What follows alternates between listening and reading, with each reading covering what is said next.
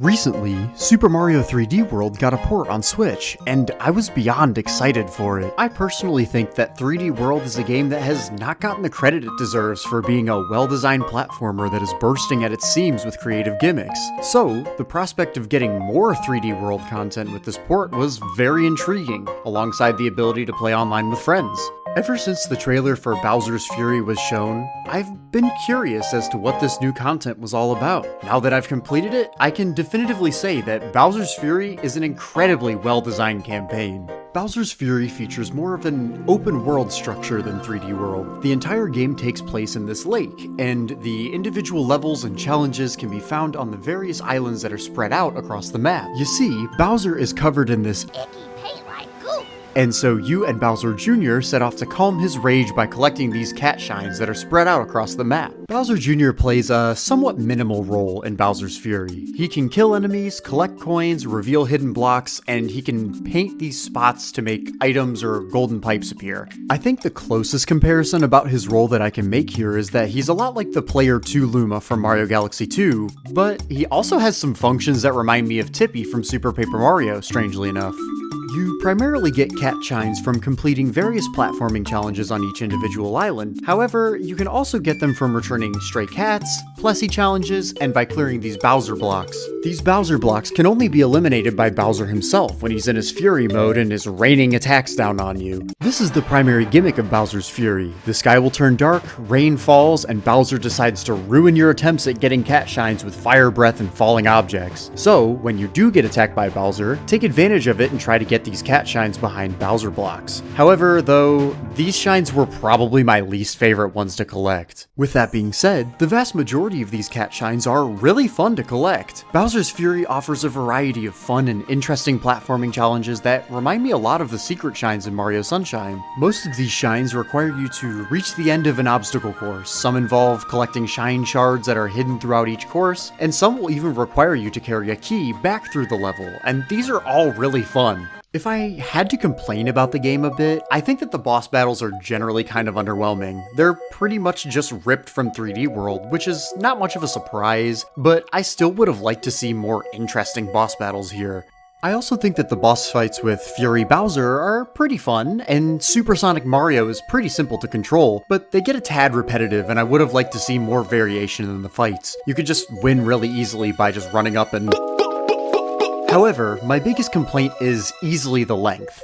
There are 100 cat shines in the game, and 50 of them are required to beat the final boss and to roll the end credits. I was able to get 50 cat shines in roughly 2.5 hours, which honestly flew by. I was having tons of fun with the game, it felt like it was getting really good and interesting, and then it ends. Just like that. And again, I understand that this is an additional campaign on top of a game that is already filled to the brim with content, but just 2.5 hours? It truly is a shame that it's so short, but I have a theory as to why that is. You see, Bowser's Fury is an innovative Mario game and manages to really push the boundaries as to what a Mario game can be, even if it only lasts for about as long as Attack of the Clones runtime. Bowser's Fury dares to do something that no other Mario game has so far, and that's creating one completely interconnected world. Most 3D Mario games featured a hub world that would connect you to various levels, and the player would select a mission to play, and after collecting the star or shine, they would get kicked out of the level and sent back to the hub world.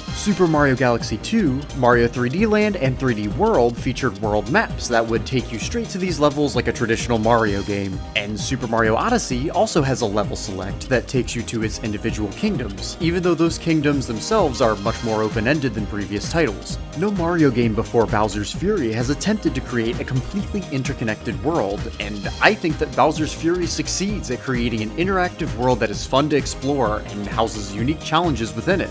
It's insanely fun to be able to bounce from one level to another in this game. Riding Plessy and finding secrets while you traverse the lake is super rewarding, and this openness is what I've always wanted to see from a Mario game. Yes, the obstacle courses themselves are much more linear, but housing them in this open-ended world makes finding each one and completing them an absolute blast. This structure feels like what the Galaxy games should have been, at least in my mind. I personally believe that Bowser's Fury is a bit of a trial or beta test for a completely open-world, interconnected 3D Mario game, which is exciting to me. The vast majority of my gripes with Bowser's Fury stem from the fact that its ideas and concepts have not been fully realized. This is likely due to the fact that this campaign is being sold alongside another fully realized game, so it's not like they're going to stack two complete games on top of each other like a double album. It completely makes sense economically to reuse assets from 3D World to create a new experience that will incentivize people to pick up this port, even if they've already played 3D World. But I think that Bowser's Fury's seamless world shows promise of what the next 3D Mario game could be. This concept is too creative and too well executed to simply be a tacked-on mode. I believe that this concept shows promise, and would likely become a fan-favorite 3D Mario game for a lot of people, myself included. While we're imagining what a seamless, interconnected 3D Mario game could look like, I'd love to provide some ideas as to what I'd like to see in a potential fully realized Bowser's Fury. One of my top suggestions would be to introduce more collectibles into the game. I'm not saying that the game needs anything close to Banjo-Kazooie's collectibles or anything, but the introduction of purple coins, costumes, or even different colored cat shines that would lead to bonus levels like the green stars from Galaxy would be really compelling to find. It would be great if there were shops in various areas that you could purchase items with, instead of just randomly getting an item every 100 coins. This would also make dying more impactful since you'd lose coins that were going towards specific items that you wanted. I'd also love to see Koopa races come back in the game. Weaving in and out of the various levels could be really fun. Finally, I also think that introducing the Comet challenges into these levels could be really fun too. These stages could be great hubs for 100 purple coin or time challenges, and would give a lot of incentive for players to return to levels they've already completed. Bowser's Fury opens the door to a variety of exciting ideas for a new 3D Mario game. With all of this being said, I really enjoyed the time I spent with the Bowser's Fury campaign. I absolutely love the concept, and I'm very excited to see if Nintendo decides to push it even further with a future Mario installment. It could wind up becoming my new favorite 3D Mario game, if the concept is fleshed out into a full game. Let me know if you enjoyed Bowser's Fury as much as I did, and what you think the future of 3D Mario could look like. Thank you so much for watching, I really appreciate it, and I hope you have a great rest of your day.